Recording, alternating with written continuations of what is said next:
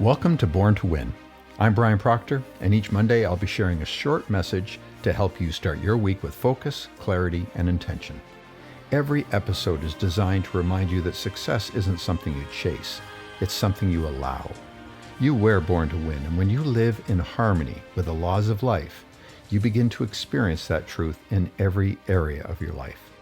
Now, before we get into today's episode, I want to thank you for being here and ask that you help me spread the word about this podcast by liking, sharing, rating, commenting, and following.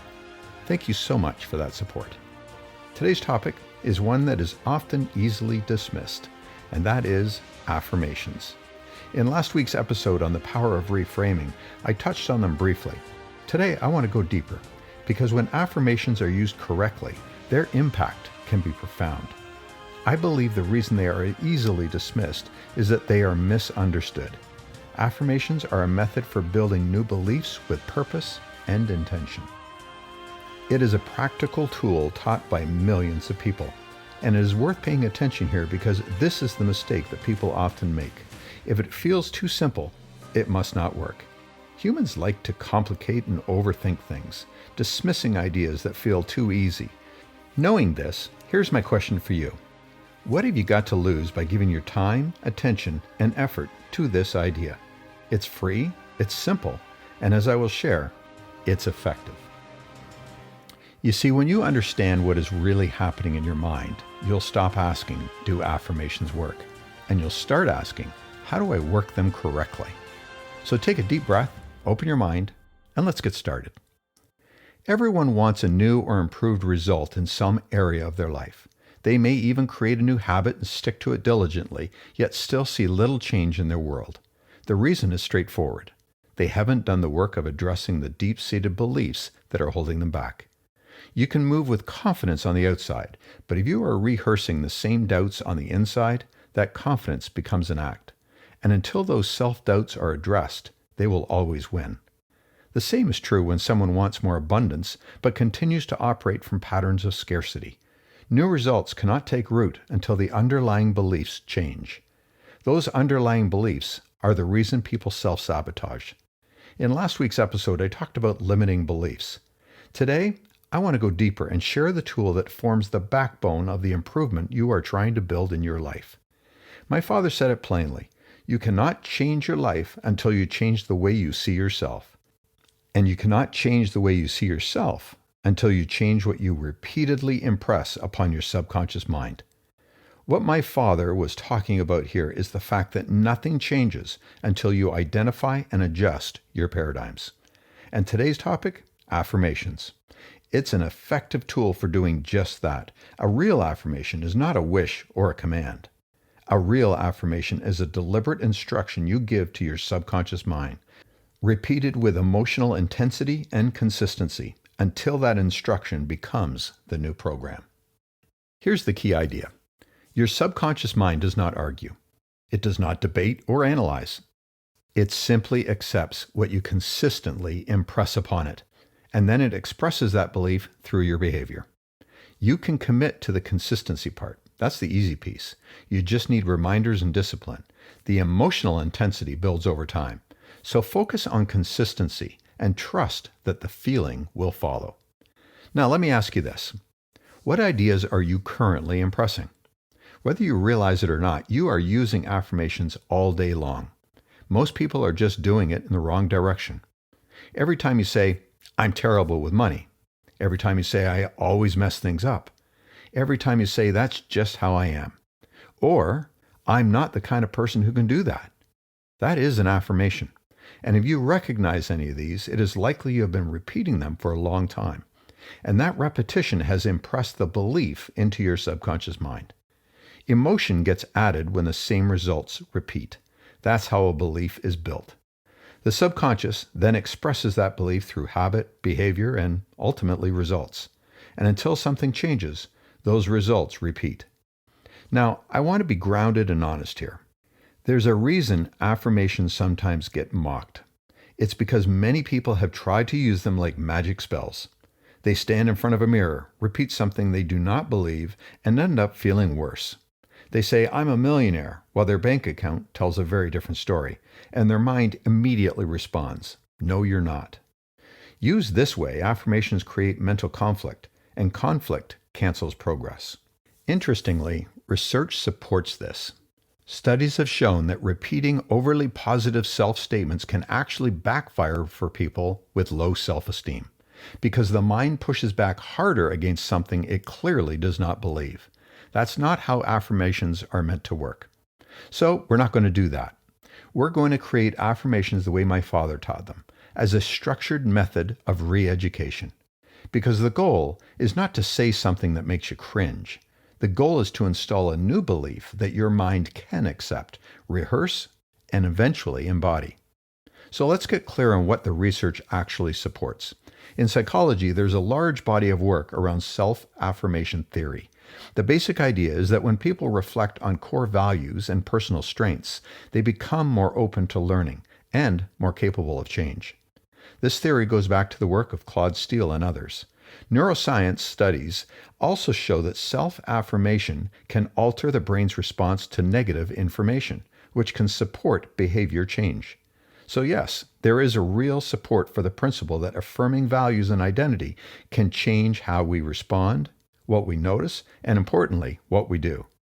But here's where my father's teaching goes even further. Bob Proctor was not just teaching feel better, he was teaching become different. He taught that you build a new belief through a formula, and that formula is repetition plus emotion equals new programming. And once that new programming is installed, the outer world starts to rearrange itself through your perception, your decisions, and ultimately your actions. So how do you build an affirmation that actually creates a new belief?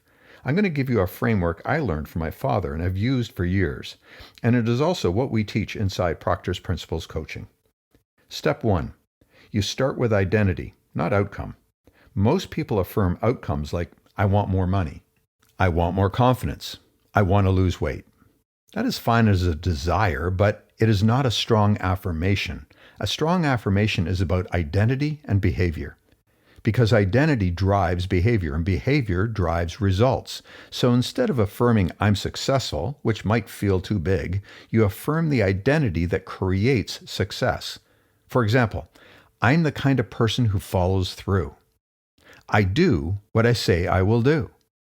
I take action even when I don't feel like it. I think in possibilities and I act with discipline. Now this gives your subconscious mind something to work with. Step 2. You make it believable enough to rehearse. This is where it's easy to fail by writing an affirmation that the mind rejects. So you create what I like to call training wheels. You do not go from 0 to 100 in one sentence. You build a statement that you can accept, repeat, and grow into. For example, if the limiting belief is, I'm not smart enough to do this, you can use a training wheel affirmation like, I am learning quickly. I am becoming more capable every day. I figure things out. I ask better questions and I find better answers. Those statements are strong and they're believable. They do not trigger a fight inside your mind. They create momentum and a base to build on. Step 3. You attach emotion. This is critical. My father taught that the subconscious responds to feeling. That is why he loved the phrase, I am so happy and grateful now that, and then he would continue on. Because gratitude is emotional. It brings feeling into the statement, and it declares it is so. So you can use that structure, or you can simply add feeling by slowing down and meaning what you say, not rushed and robotic, but instead with the intention that will result from being present in the moment. Step 4. You repeat it until it becomes familiar. The mind loves what is familiar. Familiar feels safe. You are working on establishing new conditioning by replacing the old conditioning, and that takes time and consistency. By following each of these steps, you are building a new default, and the old belief will not surrender quickly because it has a history behind it. You have been living with the old belief for a long time, so repetition is non-negotiable. Write it, read it, say it out loud, record it, and listen to it. Carry it with you. Your job is to keep the new idea in front of your conscious mind so it has a chance to be impressed on the subconscious. Step 5. You prove it with small, consistent daily action. This is when you become unstoppable, because your belief will be strengthened by evidence. You do not wait for belief and then act. You act, and belief grows. If your affirmation is, I follow through, then follow through on something small today. If your affirmation is, I handle discomfort with courage, then do the thing you have been avoiding. If your affirmation is, I speak to myself with respect, then catch the inner critic and replace the script. When you do that, you're not just speaking new words, you are creating proof, and proof is how belief locks in. Now, I want to address fear and skepticism because I know some people listening will think, this is just positive thinking. It is not. Positive thinking is hoping for your mood to change. This is deliberate conditioning. It's not hoping. And it works the same way conditioning worked when you were a child. You did not become who you were by accident. You became who you are by repetition and environment. The difference now is that you get to do it on purpose. You are no longer a child absorbing programming. You're an adult installing it. So let me give you a simple way to do this starting today. Choose one limiting belief that you want to replace. Just one. Do not overwhelm yourself. Pick the one that causes the most damage, or the one you hear most often. Here are a few common ones. I'm not good enough. I don't deserve success, or I'm not disciplined.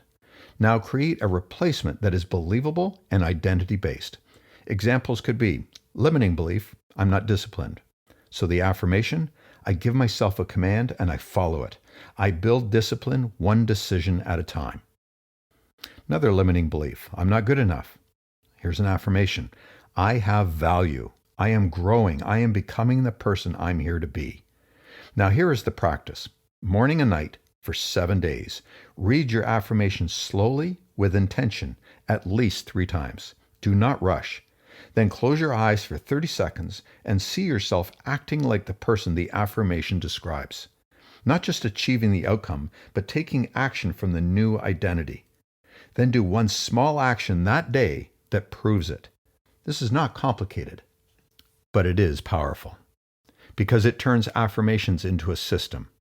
Words, image, emotion, repetition, action. Now, I'm going to make this even easier. Here's your Born to Win practice for the week. Write out that one limiting belief that you identified. Now write one replacement affirmation that is identity-based. Read it at least 3 times a day and always at night before bed for 7 days. Each day, take one small action that matches that new identity. At the end of the week, ask, what evidence do I now have that this new belief is taking form? You're not trying to become perfect, and this will definitely take more than 7 days, but reflection can serve as a yardstick for growth.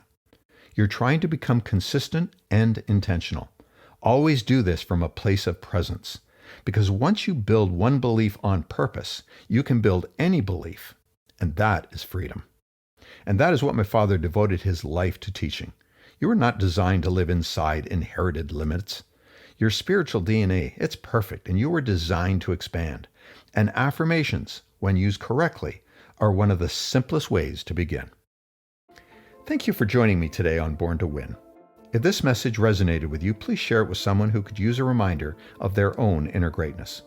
It also helps me to reach more people if you rate and follow this podcast. You can also find me on Instagram, Facebook, and TikTok at Brian Proctor Official. And remember, success isn't about luck or timing. It's about alignment. You were designed for success, built for expansion, and born to win. I'll see you next Monday. Until then, think big, stay curious, and keep growing.